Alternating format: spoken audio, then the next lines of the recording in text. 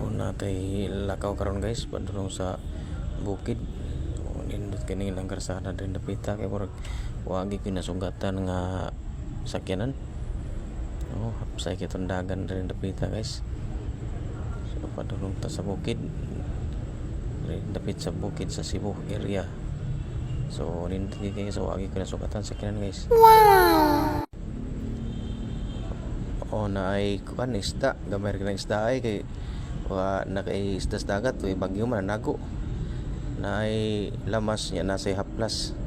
So naapay pa na gamay nga pa kay pa na pa dito sa Bikiri naut na sila harina kana lang sa musta yung saging diri na munga na sambong ka sa Tagahoy guys kay para natay masugnod karon sa atong saging.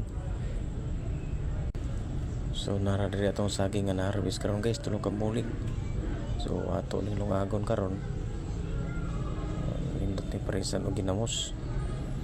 Anya kay ato sa nintiwason og putol ning punuan sa saging. Aron pod nga limpyo pod ning atong trabaho atong ni siyang tiwason og putol. Okay, naputol na guys.